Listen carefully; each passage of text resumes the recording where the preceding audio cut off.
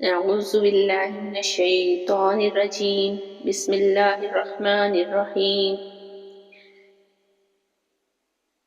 الحمد للہ رب العالمین والصلاة والسلام علی سید الانبیاء والمرسلین اما بعد۔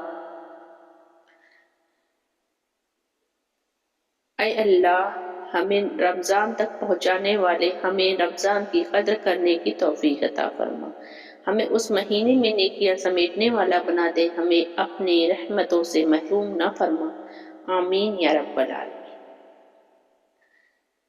السلام علیکم ورحمۃ اللہ وبرکاتہ۔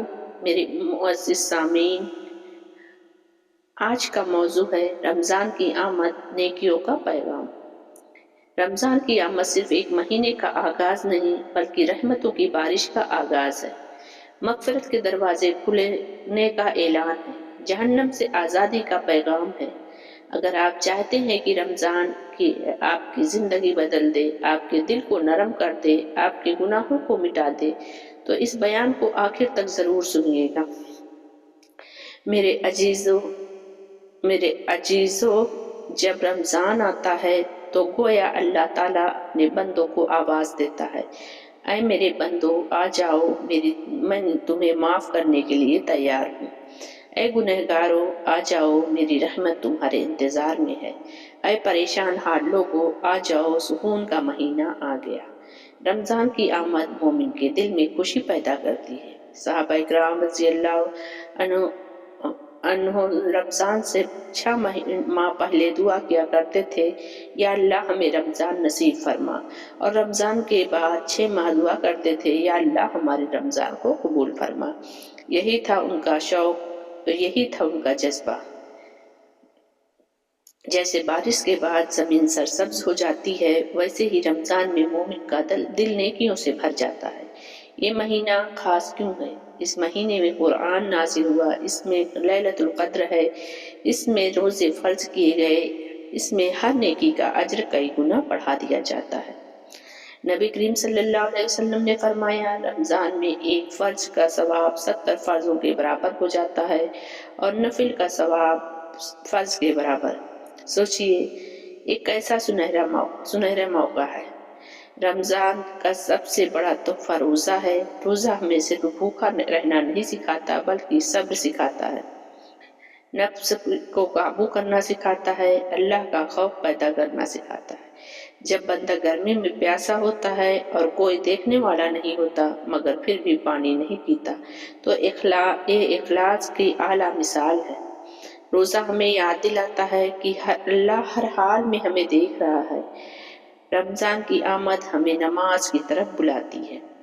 کتنے لوگ سال بھر غفلت میں رہتے ہیں مگر رمضان میں مسجدیں بھر جاتی ہیں، لیکن سوال یہ ہے، کیا ہماری نماز صرف رمضان تک محدود ہے؟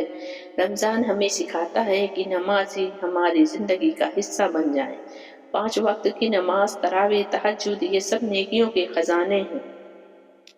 رمضان قرآن کا مہینہ ہے۔ اگر رمضان آ جائے اور ہمارا قرآن سے تعلق نہ بنے تو یہ بڑی محرومی ہے۔ گھر گھر قرآن کی تلاوت ہونی چاہیے، ہر دل میں قرآن کی محبت ہونی چاہیے۔ قرآن صرف پڑھنے کے لیے نہیں، سمجھنے اور عمل کرنے کے لیے آیا ہے۔ رمضان کی آمد ہمیں دوسروں کا درد محسوس کرنا سکھاتی ہے۔ جب ہم بھوک برداشت کر سکتے ہیں تو ہمیں غریبوں کی جب ہم بھوک برداشت کرتے ہیں تو ہمیں غریبوں کی بھوک یاد آتی ہے۔ اس لیے نبی کریم صلی اللہ علیہ وسلم رمضان میں سب سے زیادہ سخی ہو جاتے تھے۔ کسی روزہ دار کو افطار کروانا، کسی غریب کی مدد کرنا، کسی یتیم کے سر پر ہاتھ رکھنا، یہ سب نیکیوں کے عظیم دروازے ہیں۔ اگر ہم روزہ رکھ کر بھی جھوٹ بولیں، غیبت کریں، دل دکھائیں تو ہمارا روزہ صرف بھوک اور پیاس رہ جائے گا۔ رمضان ہمیں اخلاق سنوارتا ہے، یعنی ہمارا اخلاق سنوارتا ہے۔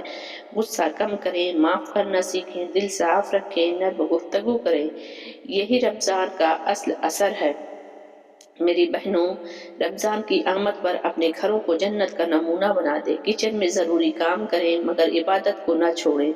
سادہ افطار بنائیں، فضول خرچی سے بچیں اور زیادہ وقت ذکر قرآن کو یاد کو دیں۔ آپ کی تربیت سے پورا گھر بدل سکتا ہے۔ میرے نوجوان بھائیوں بہنوں، رمضان کو موبائل اور سوشل میڈیا میں نہ ضائع کریں، یہ مہینہ آپ کی تقدیر بدل سکتا ہے۔ قرآن سے جڑ جائیں، بری عادتیں چھوڑ دیں، سچی توبہ کر لیں، شاید آپ کی زندگی کا آخری رمضان ہو۔